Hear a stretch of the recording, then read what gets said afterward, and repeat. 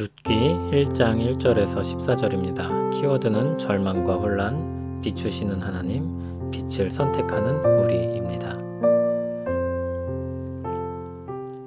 사사들이 치리하던 때 그 땅에 흉년이 드니라. 유다 베들레헴의 한 사람이 그의 아내와 두 아들을 데리고 모압 지방에 가서 거류하였는데 그 사람의 이름은 엘리멜렉이요 그의 아내의 이름은 나오미요 그의 두 아들의 이름은 말론과 기런이니 유다 베들레헴 에브라 사람들이더라.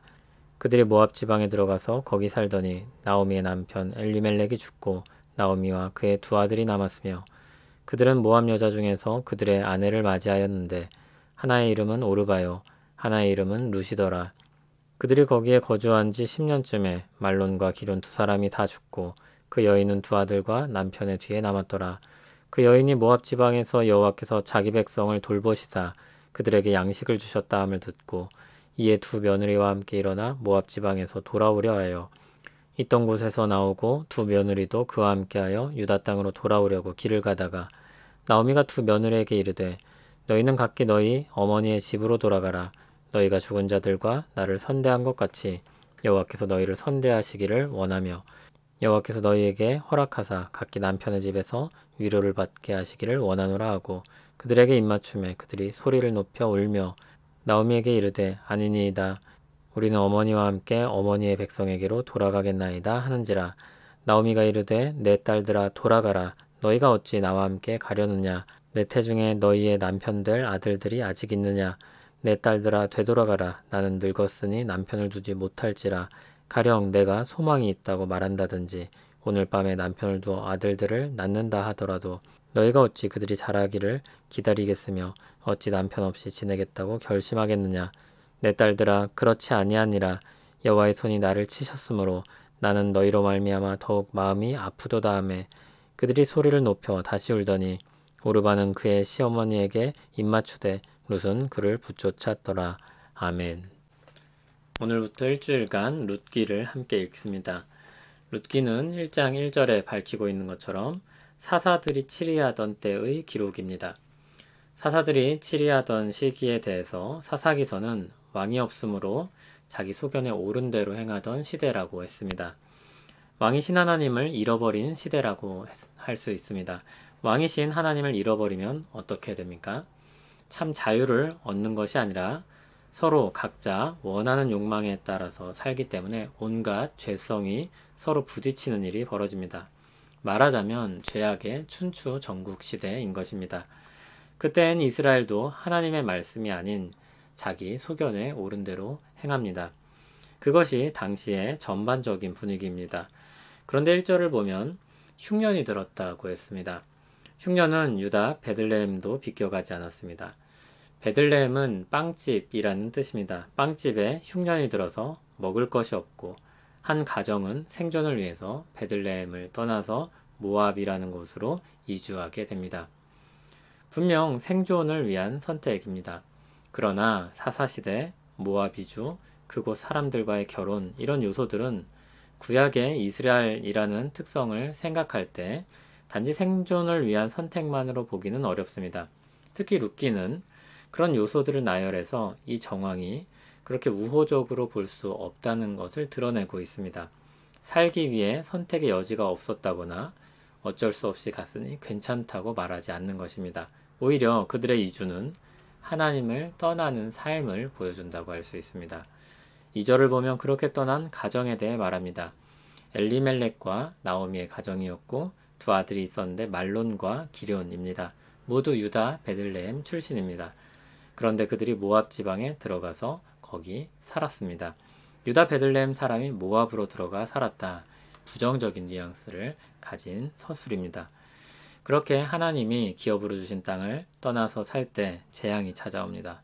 먼저 엘리멜렉이 죽습니다. 그래도 아직 두 아들이 남아 있습니다. 그들은 모압 여자들과 결혼했습니다. 오르바와 룻이었습니다. 그러나 10년이 지나자 말론과 기런도 죽었습니다. 자녀가 없었습니다. 가문은 끊기게 되었고 새 여인만 남았습니다. 6절에 새로운 흐름이 시작됩니다. 나오미가 아직 모압에 살고 있을 때입니다. 베들레헴의 흉년이 끝났다는 소식이 들려옵니다. 6절에서는 여호와께서 자기 백성을 돌보셔서 그들에게 양식을 주셨다고 말하고 있습니다. 나오미가 듣거나 받아들인 것도 그런 의미였습니다. 그래서 또 생존을 위해 돌아오게 됩니다. 이때 두 며느리도 함께 돌아오는데 나오미가 가만히 생각을 해보니 이방 여인인 그들이 자신과 함께 가는 것이 좋은 선택이 아니라는 생각이 들었습니다.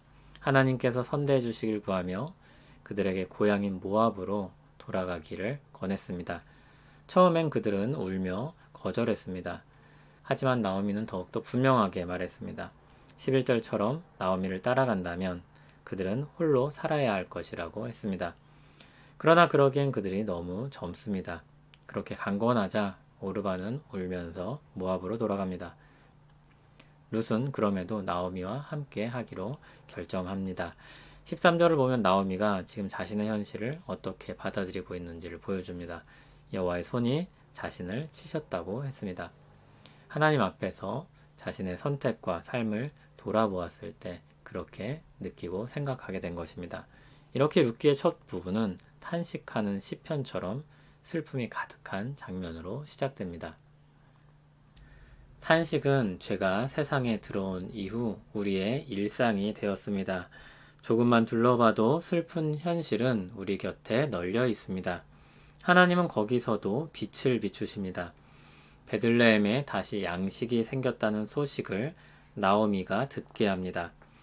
이후에 벌어질 일은 알지 못했지만 나오미는 일단 그 빛을 보고 돌아가기로 합니다. 좀 더 믿음을 가지고 비추시는 쪽으로 움직였던 경우도 있습니다. 엘리야가 갈멜산에서 비를 기다리며 기도했습니다. 자기 사환에게 바다 쪽을 보고 무엇이 보이는지 묻게 했습니다. 7번이나 확인하도록 했습니다. 7번째가 돼서야 사환은 손바닥만한 구름을 보게 됐습니다.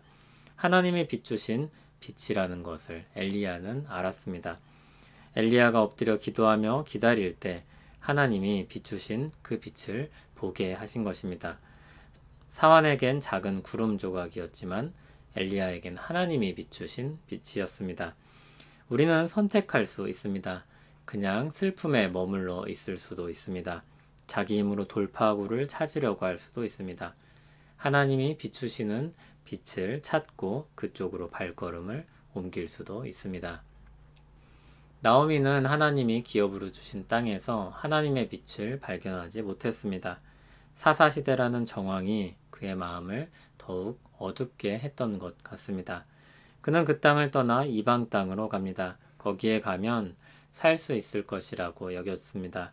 그러나 어디를 가든 하나님과 함께하지 않으니 빛이 보이지 않았습니다. 그렇게 한참 방황하고 절망하게 되었을 때 하나님이 비추신 빛을 보게 되었습니다. 어두운 현실 가운데 방황하다가 빛을 비추시는 하나님을 보게 되었습니다. 우리 역시 어두운 현실 속에서 살아갑니다. 사사시대 못지않게 자기 소견에 옳은 대로 사는 시대입니다. 그러나 여전히 빛을 비추시는 하나님이 계십니다. 우리는 빛이신 예수 그리스도께서 친히 이 땅에 오셔서 구원을 주신다는 소식을 들었습니다. 그 소식은 지금도 유효합니다. 구원 역사를 이루신 그분이 하늘에 오르셔서 세상을 주관하십니다. 성령님을 통해 신자들을 붙드십니다. 우리는 성경 말씀을 통해서 풍성히 비추시는 하나님의 빛을 발견합니다. 그 빛을 보고 걸음을 내딛는 사람들을 통해서 또 하나님의 역사를 거듭 확인합니다. 선택의 기로에 섰을 때 이의 득실을 따지지 않고 내게 더 기쁨이 되는 쪽을 택하지 않고 진리와 사랑을 기준으로 보려고 해보십시오. 하나님이 비추시는 빛을 발견하게 될 것입니다. 그렇게 한 걸음 한 걸음 내딛는 우리 되길 바랍니다. 어두운 현실을 비추시고 우리 걸음을 인도하시는 하나님, 우리는 수없는 선택의 기로에 서고 어두운 현실 속에서 빛을 찾기 위해 고군분투합니다. 그럼에도 우리 소망이 되시는 하나님으로 말미암아 감사함으로 우리 필요를 아뢰입니다. 우리 눈을 열어주시고 주의 역사에 동참하게 하옵소서. 예수님 이름으로 기도합니다. 아멘.